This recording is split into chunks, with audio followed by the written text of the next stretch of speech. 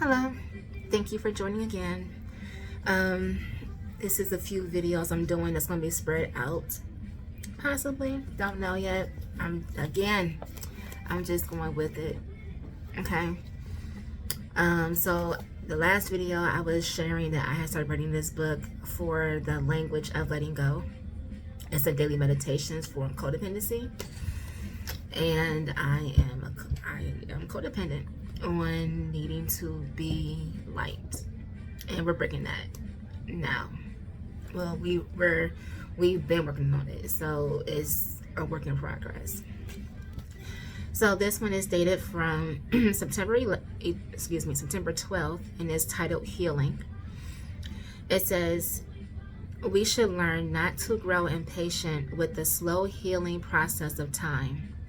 We should discipline ourselves to recognize that there are many steps to be taken along the highway leading from sorrow to renewed serenity. We should anticipate these stages in our emotional convalences, unbearable pain, poignant grief, empty days, resistance to consolation, disinterestedness in life, gradually giving way to the new weaving of a pattern of action and the acceptance of the irresistible challenge of life. And that's by someone named Joshua Loth Liebman. It says recovery is a process. It is a gradual process, a healing process, and a spiritual process, a journey rather than a destination. Just as codependency takes on a life of its own and is progressive, so recovery progresses. One thing leads to another, and things as well as us get better. We can relax, do our part, and let the rest happen. And then it has a little quote at the end where it says, today I will trust the process and this journey that I have undertaken. Well, I am on this journey.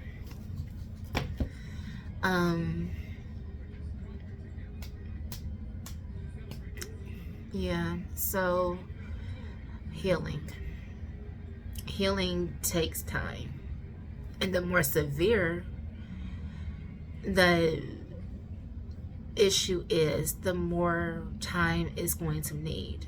So say if you, I don't know, I'm trying to think, if you have open heart surgery, that's a pretty, critical, pretty severe procedure. When you have that surgery, they don't want you up and hopping around, the same day. At the end of the day, you gotta relax and you gotta heal. You have to have time to heal. You fall and scrape your leg, that's gonna heal faster than a scar from open heart surgery. They gotta go through tissues and all that other stuff within it. You gotta heal from that. It's gonna take time. You got to allow it to take time, because if you rush it, you can create more damage for you, which will cause that to it will prolong your healing process. A lot of people think with grief, I would say, like people say, I would say people feel like I am not processing my grief that at the speed they want me to process it. They don't think that I have fully processed or grieved for my mother. Maybe I have, maybe I haven't. Some things I can say no, I haven't fully grieved, no. Some things I have. I think it's more so I just have accepted it. It is what it is. But I'm not gonna say it is what it is. I'm saying I can't change it. If I could change it, she would be here with me. So when I say it is what it is, it's like I just can't change it. It's just me accepting what is. Grief does not have a time limit. And this is up with grief if maybe you have gone through a bad breakup, or if you have gone through heartache, a loss.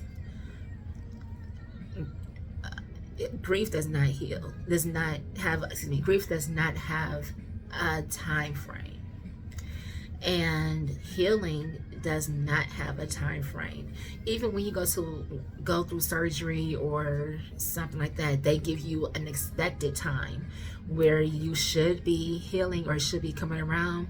But even then, there are times people go past that and they still haven't healed from whatever accident or procedure they had. We have to allow ourselves time to heal and be patient in allowing that to happen. A lot of us just want the pain to be over with.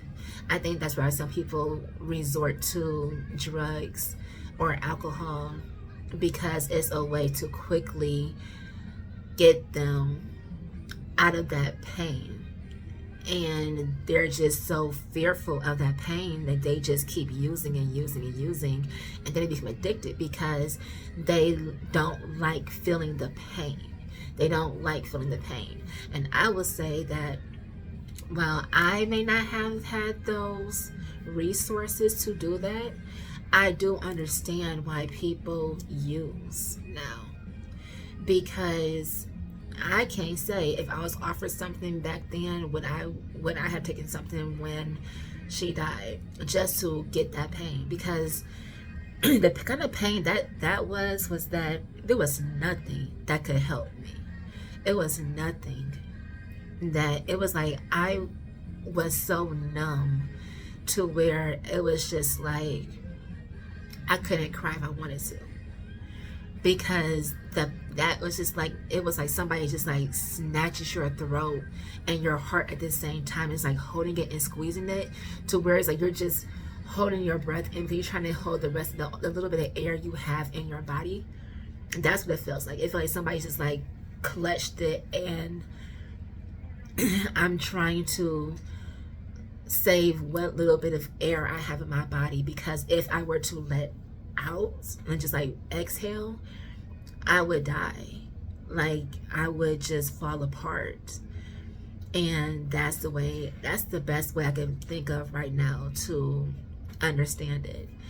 And there were times before where I just wanted to drink because I wanted something that was going to just put me to sleep, because I was having a hard time sleeping. And I just wanted just something that would just numb it. And I just wanted to go to sleep. I just wanted to sleep every single day.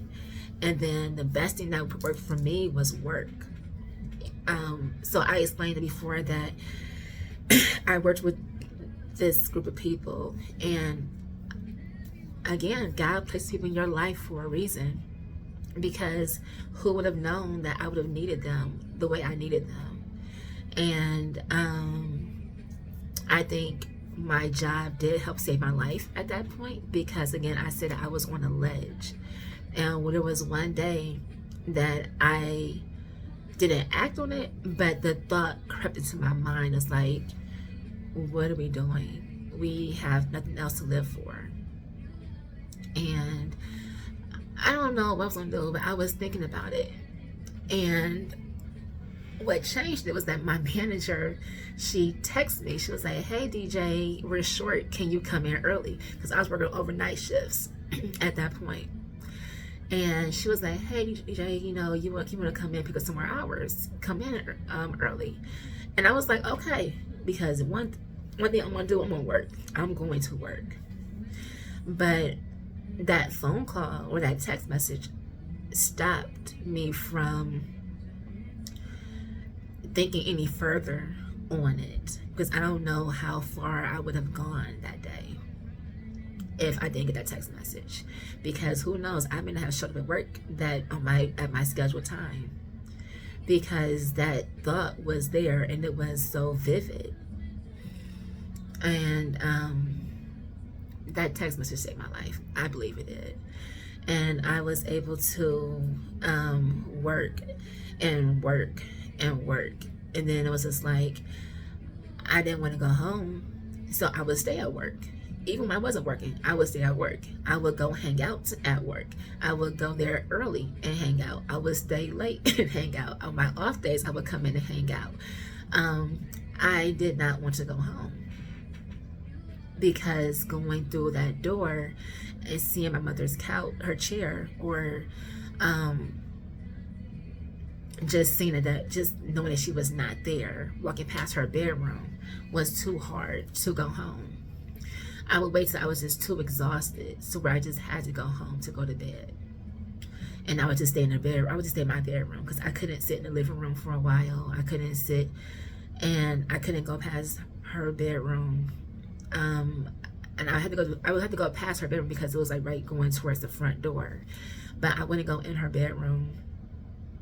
So I just wish that that grief would go away, because I hated that feeling. That feeling was terrible, and you got to address things. And like my pastor said, you can't grow through what you're not willing to go through. So am I moving as fast as someone else may think I should be going? No. But just because you move this fast or you handle your loss this way, does not mean that I have to handle my loss your way, or I need to handle things at the pace that you wish that I would be at. Am I still moving forward? Yes, because life goes on. Unfortunately, I still had to live my life after my mother left. So, but I still keep going. And I still kept going, and I am keep going. I'm going. But I just may not go the speed as someone else may like me to. I'm not sitting here harping over, oh, I can't, I'm just going to live my life single for the rest of my life because I'm not going to have nobody. I'm not doing that. I've made adjustments to my life, like certain things that was important to me back then are not important to me now. Like when I get married, I'm okay with eloping. I'm okay with eloping. I'm okay with not having a really big wedding, and because there's things that I'm going to miss out on. I'm going to miss out on going dress shopping with my mother. I'm going to miss having a mother of the bride type situation. I'm going to miss having this significant person in my life. So there are certain things that I don't want anymore, but doesn't mean that I'm not going to keep going forward with my life and doing other things. It's just that certain things I'm just not going to do no more. But yeah, so thinking about healing, we have to allow ourselves to heal. And when people go through something, they just put their head down and just work through it, like work to distract them, which is what I did, because they don't want to deal with it. But the longer you suppress it, the longer you suppress it, the longer it's gonna take for you to get that healing and get to the other side. And I realized that. So like I said, I tried going to grief therapy. It did not work. Well, I don't do well with group therapy. I'm more of a one-on-one kind of person. I don't like being in big groups. So that was better for me to do a one-on-one grief therapy. But even then, I don't know if it worked for me. It may work for somebody else. I think I had a counselor. I was talking to somebody before my mom died, and I was seeing her. She worked better with me. And then when my mom died, they referred me to this grief therapist because she was not trained to handle grief therapy.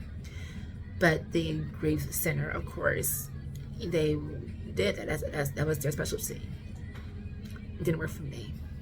That's why I said in one of my videos before, therapy is an amazing thing. I love it. It was probably the best thing I've ever done for myself, is to get therapy. I think it depends on the therapist you connect with. So what I should have done was, okay, this therapist didn't work for me. I don't feel like I was really doing anything, or I don't know what was going on with this therapist, but it didn't really work for me. And then I wish I would have thought about going to a different grief therapist. I just didn't think about it. But down here, I met my therapist. My job allowed 10 free visits for therapy, and I reached out to them to get this information. It was confidential, and they sent me a list of covered therapists in my area, and I was able to look them up one by one, and I found my therapist. She was a young black woman like me. We look like we're in the same age group, so someone I can relate to. So if I can relate to you, that makes me feel comfortable, and I want to be with somebody who I can feel comfortable with, so I can be vulnerable with them, so I can get the work that I need done. Because if you're meeting with somebody and you don't feel comfortable with them, you're not going to be open, you're not going to be relaxed with them, because your guard is up. And I needed somebody I could let my guard down with and just be open, and that's who I'm with now. And every day, I see her every week, it's like layers. You're pulling back and you're working on them. There's things that you don't realize that you experience was actually traumatic. There could have been things that were said to me, done to me, that I'm like, okay, it happened, I'm still here. And she could be like, no, that's not okay for you, that to have happened to you. You have valid feelings. They were wrong for what they did to you, or he was wrong for what he did to you. It was not your fault for what happened. And you go through life just accepting what happens to you, or you just be like, okay, it's life, whatever. But it's not whatever. It's not. And somebody is there to tell you, like, you have valid feelings. Your feelings matter. What you went through, what you experienced is trauma, and you deserve to say what it is. And if you need to work through it, let's work through it. So my therapist is amazing. And there's times where I kind of be like, okay, Ashley, she's your therapist, not your girlfriend. Because I won't be like, look, let's go get a bottle of wine and go chill somewhere, because we having a good conversation. And that's something that I really needed, was somebody I can feel is like, you're not going to run out to my mama, my daddy, my auntie, my uncle, my cousins to tell them my business. You're not going to call your girlfriend like, oh, look what Ashley did, and, you know, yada, yada, yada, whatever. It's an actual person who I feel secure with to say what I'm going through. And I'm blessed to have that experience, because I don't got to pay for mine. My insurance pays for all of it. And that's a blessing, because most people don't have that option. But if you have that option to go see a therapist, please go see one, because one appointment could be all you need. And again, if that one appointment does not work, you should definitely give another one a try. Keep going until you find the right one. If you're dating somebody and, you know, this isn't the right guy for you, you break up, you go find a new man or find a new girl, so go find a new therapist who can help you become a better you. It's worth the investment. If you get a job and you hate this job and miserable with this job, it's not working for you, you go find another job. So go find another therapist. If you order some food and the food is not what you like, doesn't mean that you're not gonna, could be the right place, it's not the right order you wanted, is, or you had in mind, you get something else. So trial and error, I guess you could say that. But yes, healing again is worth it, because you don't know what kind of impact you're going to make on somebody else. If you're hurting, how are you going to be the best self for your child, for your partner, for yourself? How are you going to be just functional if you're hurting?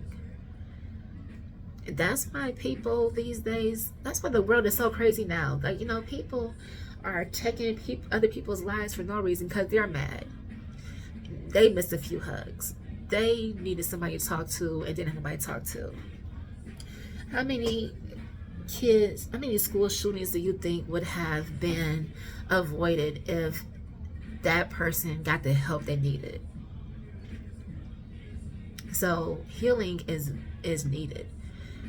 Healing is needed. Therapy is needed. Counseling is needed. I don't think therapy is expensive. It could be. I don't know. Like I said, mine is free because of my insurance. But, if you gotta put money away to save for a session, do it. You just don't know how much it can help make an impact on you, because you're out here in this world when, like my church says, they're teaching you the word so that when you go out, you're being a blessing to someone else in the community. I'm paraphrasing it. My pastor gonna kill me. I'm sorry. But we're out here in the community with each other. And your effed up mood today could mess up somebody else's day. And it could be a pattern. So why not get a smile on your face and be a positive impact to somebody, and hopefully that person can pass it on to the next. You just don't know. We're out here and we make an impact on everybody out here you come across with. You have made an impact on, whether you smile at them, commented on their cute shoes, cute purse, cute hair, cute whatever, cute bag. That made an impact on them. Now the same impact is like when you go to a restaurant and you rude as hell to a waiter. That just made a negative impact on their day, and they gotta go to the next customer, and then now their mood is bad because they just got chewed out for probably something that's not even their fault. So we are an impact on each other. So if we need to work on ourselves so we can make this world a better place together, like Michael Jackson said, work on the man in the mirror. So get that work done. It's worth it. You are worth the investment. So that's my spiel. It's went on to 22 minutes now, so I think I'm gonna call it an end now. I cooked dinner. It was pretty tasty, so I'm gonna go clean this kitchen up so I can go to bed in a little bit and just relax. It's kind of early though. It's like 8:11, so I might just do another video or something, read some more, because there are some topics I want to talk about with you guys, and we're gonna just figure out what's next. So I want to say again, thank you for everything. Thank you for listening. I'm not used to saying this, but I guess I got to now. Like, comment, and subscribe. Please share with your friends, loved ones. And I just want to say thank you.